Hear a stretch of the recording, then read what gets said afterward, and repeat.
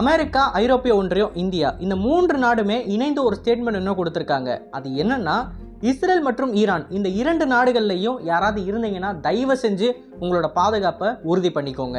And இந்த 2 நாடுகளுக்கும் யாராவது ட்ராவல் பண்ணுறதா இருந்தீங்கன்னா உங்களோட ட்ராவல் பிளான் எல்லாத்தையுமே கேன்சல் பண்ணிடுங்கன்னு சொல்லி ஒரு ஸ்டேட்மெண்ட் கொடுத்துருக்காங்க.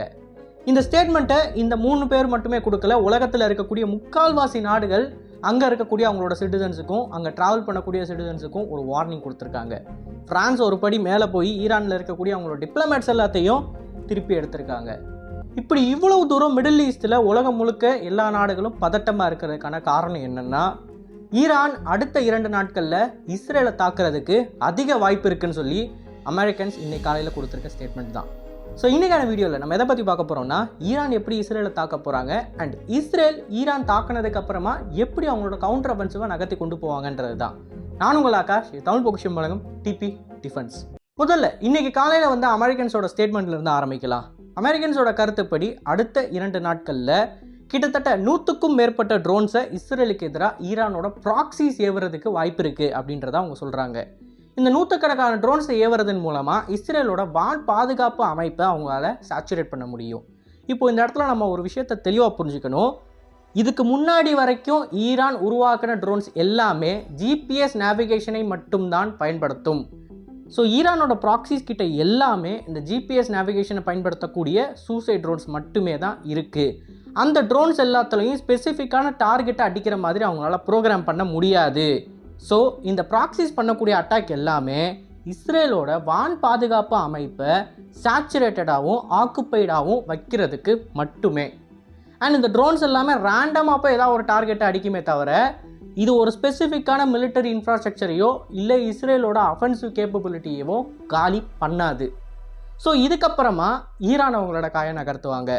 ஈரானியன் டெரிட்டரியிலேருந்து ஏகப்பட்ட பலிஸ்டிக் மிசைல்ஸ் அண்ட் ஹைப்பர்சானிக் மிசைல்ஸை இந்த ட்ரோன்ஸை ப்ராக்சி குரூப்பு லான்ச் பண்ணதுக்கப்புறமா அவங்க சைட்லேருந்து லான்ச் பண்ணுவாங்க. இப்போ நான் ஏற்கனவே சொன்ன மாதிரி 100கணக்கான ட்ரோன்ஸை எங்கேஜ் பண்ணிக்கிட்டு இருக்கோம் அங்கே இருக்கக்கூடிய ஏர் டிஃபென்ஸ் சிஸ்டம். அந்த டைமில் ஈரான் மட்டும் அவங்களோட பலிஸ்டிக் ஏவுகணைகளை லான்ச் பண்ணாங்கன்னா அதை வான் பாதுகாப்பு அமைப்பால் சமாளிக்க முடியாது. இதே மாதிரியான ஒரு சேச்சுரேட்டட் அட்டாக்கை தான் அக்டோபர் 7 ஹமாஸ் பண்ணி காமிச்சாங்க. ஸோ இந்த இடத்துல ஈரான் அனுப்பக்கூடிய அந்த ஏவுகணைகள் எல்லாமே நேவிகேஷன் சிஸ்டமே கொண்டு இருக்கும். ஏன்னா ஈரான் கிட்ட இப்போது அட்வான்ஸ்டான குளோனாஸோட கேப்பபிலிட்டி இருக்குது அண்ட் பொய்துவோட கேப்பபிலிட்டியும் இருக்குது. ஏன்னா சீனர்கள் மற்றும் ரஷ்யர்கள் 2 பேருமே அவங்களுக்கு இந்த கெப்பாசிட்டியை கொடுத்துருக்காங்க. அதனால் இஸ்ரேல் என்ன தான் ஜிபிஎஸை ஜாம் பண்ணாலும் பொய்து குளோனாஸ் 2மே வேலை செஞ்சு ஈரானோட ஏவுகணைகளுக்கு தேவையான நேவிகேஷனை கொடுக்கும். ஸோ 2வது வேவில் இஸ்ரேலோட முக்கியமான இராணுவ தளங்கள், ஏர்பேஸஸாக இருக்கலாம், இல்லை அவங்களோட military headquarters, Mossad headquarters, அவங்களோட முக்கியமான எம்பசிஸ்ன்னு சொல்லி எந்தெந்த டார்கெட்லாம் ஈரானியன் கவர்மெண்ட் த்ரெட் அப்படின்னு கன்சிடர் பண்ணுறாங்களோ அது எல்லாத்து மேலேயும் அவங்க தாக்குதலை நடத்தி காட்டுவாங்க. ஸோ இப்போது இந்த இடத்துல அமெரிக்கன் சொல்கிற கருத்து என்னென்னு பார்த்தீங்கன்னா, இது ஒரு மேசிவான ஸ்ட்ரைக்காக இருக்கிறதுக்கு வாய்ப்பு இருக்குது அப்படின்றத அவங்க சொல்கிறாங்க. காரணம், ஈரானோட தலைவர் வந்து இஸ்ரேலுக்கு எதிராக ஒரு மேசிவான ஸ்ட்ரைக்கை கொண்டு ரெஸ்பான்ஸ் கொடுக்கணும் அப்படின்றத முடிவு பண்ணிட்டதா கொஞ்ச நாட்களுக்கு முன்னாடி அமெரிக்கன்ஸ் ஒரு ஸ்டேட்மெண்ட் மூலமாக கூட சொல்லியிருப்பாங்க. இப்போது இஸ்ரேல் பண்ண அந்த எம்பசி அட்டாக்குக்கு ஈரான் எப்படி வேணாலும் ரெஸ்பாண்ட் பண்ணலாம். ப்ராக்சி குரூப்பை ஏவி விடலாம், இல்லை அந்த எம்பசி அட்டாக் நடந்ததுக்கு ஒரு கண் துடைப்பாக இவங்க ஒரு மிசைல்ஸை லான்ச் பண்ணலாம், இல்லை அப்படின்னா ஒரு ஃபுல் ஸ்கேல் எஸ்கலேஷனை அவங்க பண்ணலாம். அதாவது ஏரியல் எஸ்கலேஷன் அப்படின்னு சொல்லுவாங்க. வழக்கமாக இராணுவத்தை அனுப்பி சண்டை போடாமல் ஏவுகணைகள் அண்ட் ஃபைட்டர் போர் விமானங்கள் மட்டும் அந்த சண்டையை பார்த்துக்கும். ஸோ இப்போது அமெரிக்கன்ஸோட பயம் என்னென்னா, ஈரான் வந்து ஃபுல் ஸ்கேல் எஸ்கலேஷனை தான் சூஸ் பண்ணியிருக்காங்க அப்படின்றது. ஸோ அதுபடி 100கணக்கான பலிஸ்டிக் ஏவுகணைகள் அண்ட் ட்ரோன்ஸோட லான்ச்சை நம்ம இன்னும் சில மணி நேரங்களில் பார்க்கலான்ற மாதிரி தான் அமெரிக்கன்ஸ் வந்து அவங்களோட கருத்தை தெரிவிச்சிருக்காங்க. சில மணி நேரங்கள் அப்படின்னு மென்ஷன் பண்ணுறாங்க. பட் உலகம் முழுக்க இருக்கக்கூடிய எல்லா நாடுகளும் அடுத்த 2 நாட்கள் இந்த வார இறுதியில் ஒரு மிகப்பெரிய ஸ்ட்ரைக் நடக்கும் அப்படின்றத எதிர்பார்க்குறாங்க. ஓகே, இப்போ ஈரான் வந்து இப்படி தான் ஸ்ட்ரைக் பண்ண போகிறாங்க அப்படின்றது நமக்கு தெரிஞ்சிருச்சு. இதுக்கு இஸ்ரேல் வந்து எப்படி ரெஸ்பாண்ட் பண்ண போகிறாங்க அப்படின்றது தான் இங்கே இருக்கக்கூடிய முக்கியமான விஷயம். இப்போது இஸ்ரேலுக்கு அமெரிக்கன்ஸ் ஏற்கனவே ஒரு கேரண்டி கொடுத்துட்டாங்க. இந்த வாரை பொறுத்த வரைக்கும் இஸ்ரேலுக்கு முழு சப்போர்ட் இருக்கும் அப்படின்னு.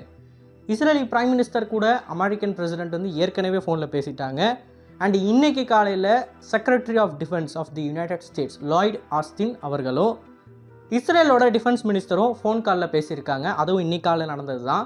ஸோ இஸ்ரேல் மற்றும் அமெரிக்கா அங்கே இருக்கக்கூடிய அவங்களோட ட்ரூப்ஸை கொண்டு ஏகப்பட்ட வார் எக்ஸசைஸில் சமீப ஒரு வாரமாக மட்டுமே ஈடுபட்டுக்கிட்டு இருக்காங்க.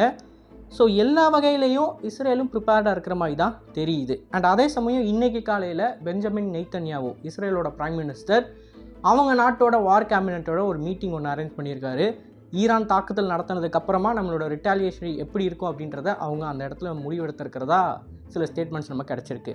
இப்போது ஈரான் எப்படி இதை ஃபுல் ஸ்கேலாக எஸ்கலேட் பண்ண போகிறாங்களோ அதே மாதிரி ஈரான் பண்ணியிருக்க அந்த அட்டாக்குக்கும் இஸ்ரேல் ஃபுல் ஸ்கேலாக எஸ்கலேட் பண்ணும் அப்படின்றத இப்போ வரைக்கும் இஸ்ரேலி தரப்பில் இருக்கக்கூடிய அஃபீஷியல்ஸ் எல்லாருமே சொல்லிக்கிட்டு இருக்காங்க.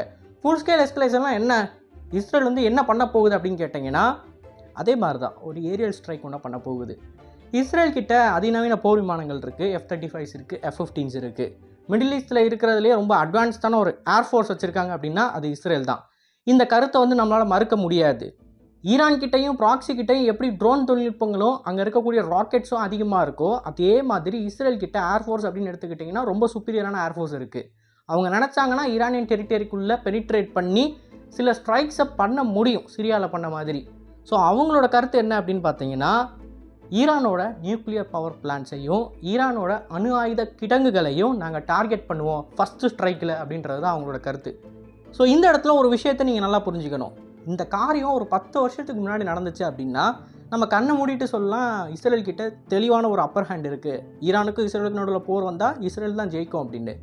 ஆனால் இது 2010 கிடையாது, இது 2024. இப்போது கரண்ட்டாக ஈரான் கிட்ட ஏகப்பட்ட தொழில்நுட்பங்கள் இருக்குது. ஏர் டிஃபென்ஸ் கேப்பபிலிட்டியாக இருக்கலாம், ஏவுகணைகள் தொழில்நுட்பமாக இருக்கலாம், ரஷ்யன்ஸ் மற்றும் சீனர்களோட சப்போர்ட்டாக இருக்கலாம். இப்படி எல்லாமே ஈரான் கிட்ட இருக்குது. ஸோ ஈரானை வந்து முன்ன மாதிரி இஸ்ரேல் வந்து கவுண்டர் பண்ண முடியாது. இப்போ இருக்கிற இடத்துல நீங்கள் ஏர்ஃபோர்ஸில் இஸ்ரேல் சிறந்தது அப்படின்னு சொன்னீங்கன்னா இன்னொரு பக்கம் மிசைல் கேப்பபிலிட்டிலையும் ஹைப்பர்சானிக் தொழில்நுட்பத்திலையும் ஈரான் சிறந்ததாக இருக்குது.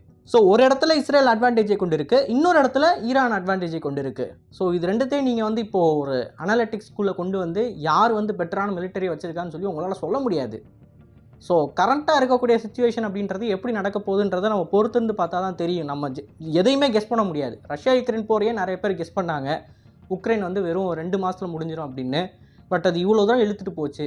அதே மாதிரி ஈரான் மற்றும் இஸ்ரேல் போரில் என்ன நடக்க போகுது அப்படின்னு யாருக்கும் தெரிய போகிறது இல்லை. ஸோ இந்த வீடியோ பற்றி நீங்கள் என்ன நினைக்கிறீங்க? அண்ட் இஸ்ரேலுக்கு எதிராக ஈரான் தாக்குதல் நடத்துவாங்களா?